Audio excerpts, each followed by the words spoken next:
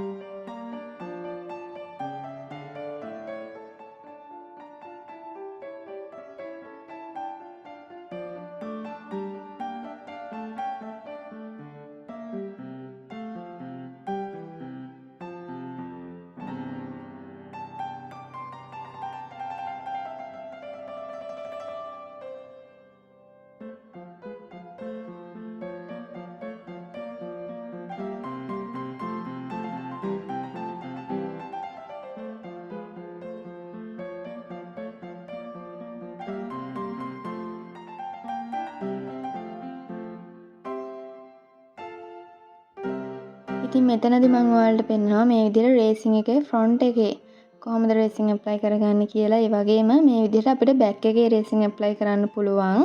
එතකොට මේ අපි අලෝපු ඉයරින් පෝස්ට් එක මේ ඉයරින් එකෙන් ගැලවිලා එන්නේ නැහැ රේසින් මේ විදිහට බෑක් එකේ අපි ඇප්ලයි කරාම. ඉයරින් එකට හොඳ ශක්තිමත් භාවයකුත් මෙතනින් ලැබෙනවා. ඉතින් මේ විදිහට ඔයගොල්ලොත් ඇප්ලයි කරලා බලන්න අනිවාර්යෙන්ම. ඔන්න ඉතින් අද ඉයරින් සෙට් එකෙන් බාග් එක ෆ්‍රන්ට් එකේ රේසින් ඇප්ලයි කරන්නේ කොහොමද කියලා පෙන්නුවා. ඒ වගේම බෑක් එකේ කොහොමද රේසින් ඇප්ලයි කරන්නේ කියලා පෙන්නුවා. දැන් මේ ඇප්ලයි කරපු රේසින් ටික සාමාන්‍යයෙන් දවසක් වගේ යනකොට හොඳට වේලෙනවා. හැබැයි මගේ දවසක් ගියෙත් නැහැ. මේක ටිකක් ඉක්මනට වේලුණා. මොකද මං හાર્ඩ්නර් පොඩ්ඩක් වැඩි කරපු නිසා. ඒ වගේම දවසක් හෝ දවස් දෙකක් ඇතුළත මේ රේසින් ටික වේලුනේ නැත්නම් අනිවාර්යෙන්ම ඔයාලගේ රේසින් එකට හાર્ඩ්නර් අඩුවෙන් වැටලා තියෙනවා. මෙෂර් කරගන්නකොට මොකක් හරි වෙනසක් වෙලා තියෙනවා. එහෙමත් නැත්නම් මිශ්‍ර කරගනිද්දී හොඳට මේක මිශ්‍ර වෙලා නැහැ. ඉතින් මේ වගේ ප්‍රශ්නයක් නිසා තමයි මේක වේලෙන්නේ නැති වුණොත් වේලෙන්නේ නැති වෙන්නේ. එහෙම නැත්නම් සාමාන්‍යයෙන් දවසක් හෝ දවස් දෙකක් යනකොට අනිවාර්යෙන් මේක හොඳටම වේලෙනවා.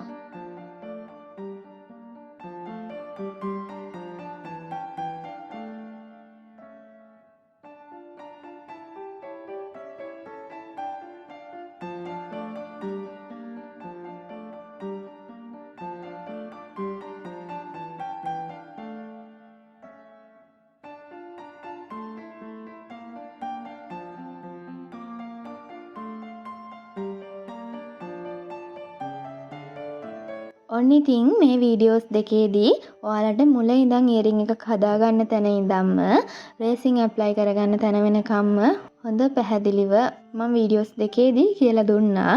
ඉතින් අනිවාර්යයෙන්ම මේ ඉයරින් නෙමෙයි ඔයාලට කැමති ඉයරින් එකක් මේ විදිහට try කරලා බලන්න. ඒ වගේ මේකා වීඩියෝ එකේදී මම ගේන්න හිතුවා සාමාන්‍යයෙන් ගොඩාක් දෙනෙක් අහන දෙයක් තමයි ඉයරින් ඇක්සසරිස් පෙන්නලා මේවෙන් මොනවද අපි කරගන්න වැඩ.